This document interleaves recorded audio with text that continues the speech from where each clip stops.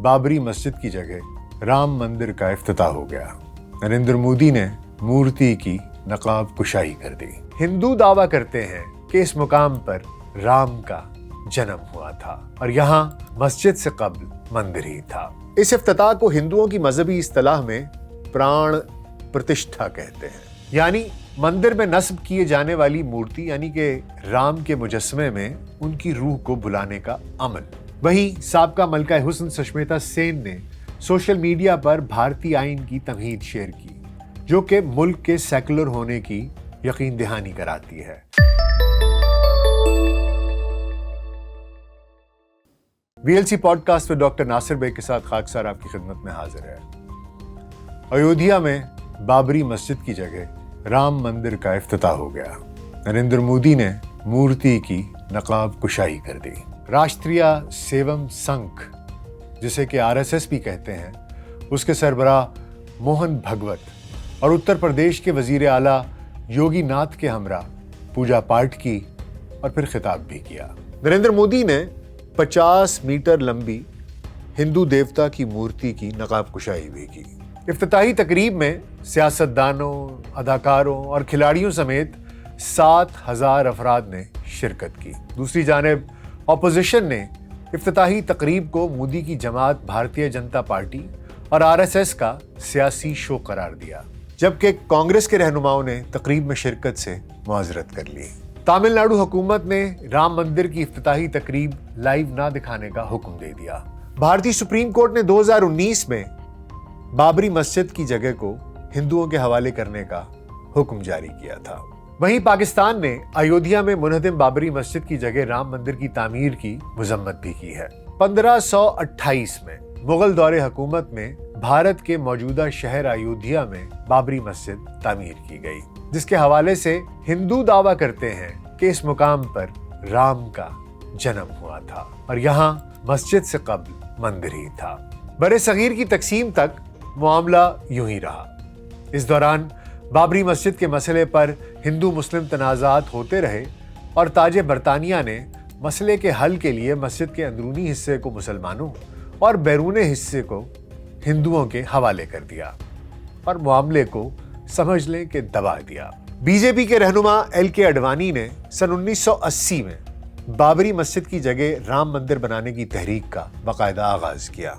1992 में हिंदू इंतहा पसंद पूरे भारत से अयोध्या में जमा हुए और हजारों सिक्योरिटी एहलकारों की मौजूदगी में 6 दिसंबर को 16वीं सदी की यादगार बाबरी मस्जिद को शहीद कर दिया गया, जबकि इस दौरान 2000 के करीब हलाकतें हुई। हुकूमत ने मुस्लिम हिंदू फसादात के बायस मस्जिद को मुतनाज़े जगह करार देते हुए दरवाज़ों को ताले लगा दिए, जिसके बाद मामले के हल के लिए कई मुज़ाकराती दौर भी हुए, लेकिन उसका कोई नतीजा नहीं निकला।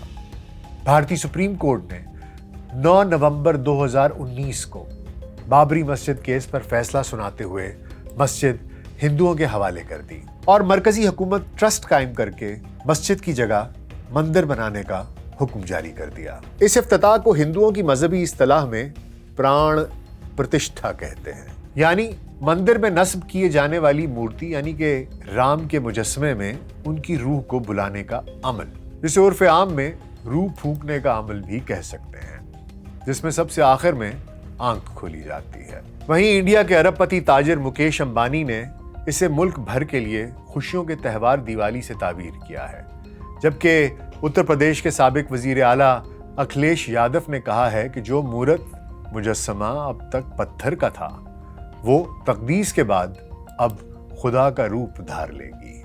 जो लोग असूलों, रस्म रिवाज और रिवायात का एहतराम करते हैं, वो भगवान राम के सबसे बड़े भक्त हैं। इस मजहबी तकरीब में वजीर आजम समेत इंडिया के तकरीबन तमाम अहम अफराद ने हाजिरी दी, मौजूद रहे, जिनमें साधु संतों से लेकर क्रिकेटर्स और फिल्म इंडस्ट्री के मशहूर सितारे भी शामिल रहे। सिक्योरिटी के लिए 10,000 CCTV कैमरास के साथ साथ मसनूई जहानत वाले ड्रोन्स और इसके साथ साथ बहुत से पुलिस एहलकार वहां मौजूद थे जो कि सादा लिबास में तैनात थे। हिंदुओं के भगवान राम की मूर्ति या मुजस्मे को 114 घड़े पानी से नहलाया गया और ये पानी ملک کے طول و عرض کے مختلف زیارت گاہوں سے لایا گیا تھا اور اس میں بہت سی خصوصی جڑی بوٹیاں بھی تھیں۔ اس پران پرتشٹھا کی تقریب میں شامل ہونے والوں کے لیے پرشاد بھی کئی روز پہلے سے ہی تیار کیا جانے لگا تھا۔ مہا پرشاد خالص گھی، 5 میوے، شکر اور بیسن سے تیار کیا گیا۔ اس کے لیے 5000 کلوگرام سامان استعمال ہوا، جبکہ 200 لوگ اس کی تیاری میں مصروف رہے۔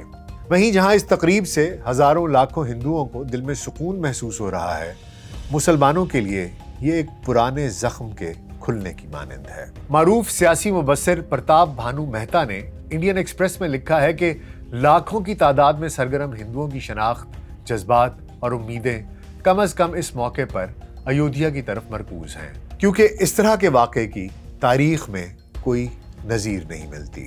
بھگوان رام کی پیدائش سے منسوب اس مندر کی تعمیر پر $270 ملین کی لاگت آئی ہے اور ابھی تعمیرات کا کام جاری ہے۔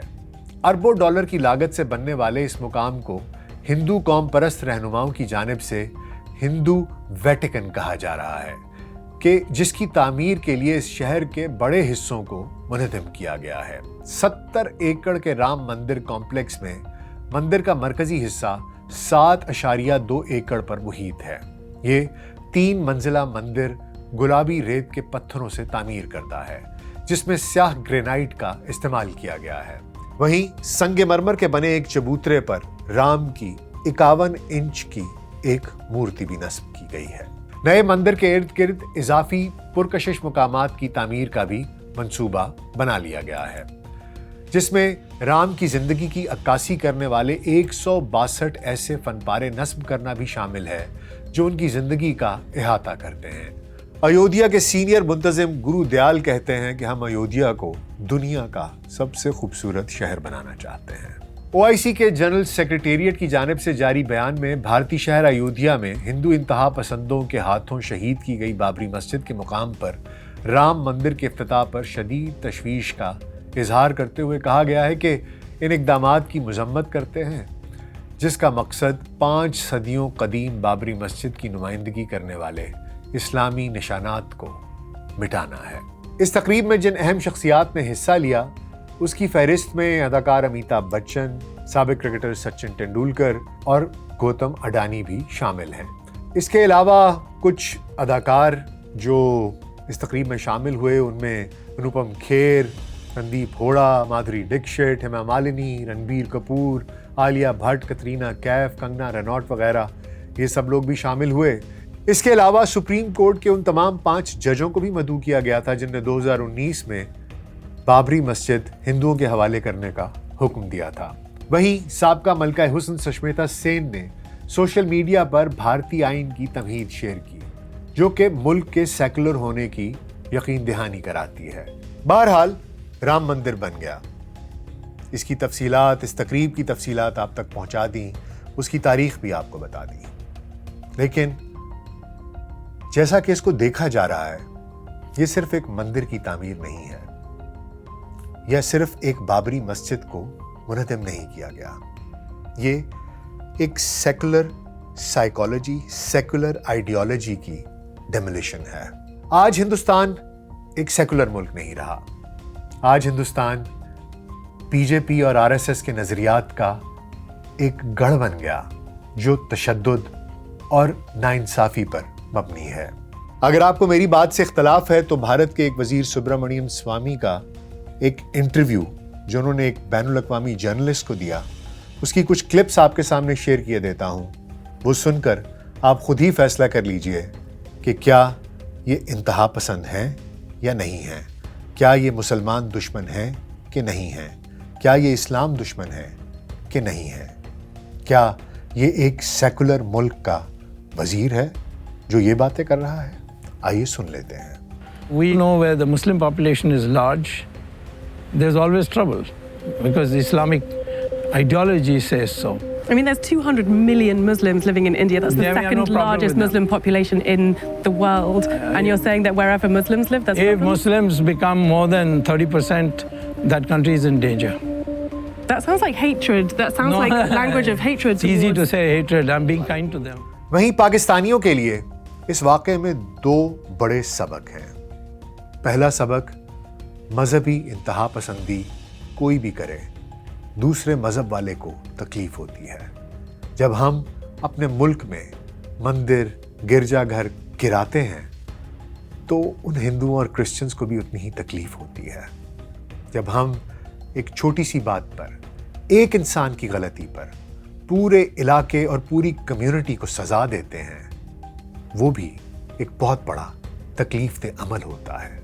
दूसरा सबक पाकिस्तान को ये लेना है कि हिंदुस्तान अब आरएसएस चला रही है, जो सेकुलरिज्म का पार्ट आपको मुख्तलिफ अदाकार और मुख्तलिफ खिलाड़ी और मुख्तलिफ आर्टिस्ट और राइटर्स सुनाते दिखाई देते हैं, वो पार्ट सिर्फ अल्फाज की हद तक है। जब एक हुक्म या एक इशारा आरएसएस या बीजेपी की तरफ से होता है तो ये सब दुम हिलाते हुए वहाँ पहुँच जाते हैं और तमाम सेकुलरिज्म की हवा इनमें से निकल जाती है। पाकिस्तान को ये सोचना बहुत ज़रूरी है कि ये अग्रेसिव सोच, ये सोच कि वो सिर्फ हिंदुस्तान को ही नहीं, इस पूरे इलाके को डोमिनेट करना चाहते हैं, अपना एग्रेशन हर एक पर लागू करना चाहते हैं। अगर पाकिस्तान ने इसके मुताबिक अपनी स्ट्रेटजीज़ को चेंज ना किया, अपने हालात को चेंज ना किया, अपनी सोच को चेंज ना किया, तो पाकिस्तान के लिए मुस्तकबिल में बहुत से प्रॉब्लम्स खड़े हो सकते हैं। अपना बहुत ख्याल रखिएगा। शुक्रिया।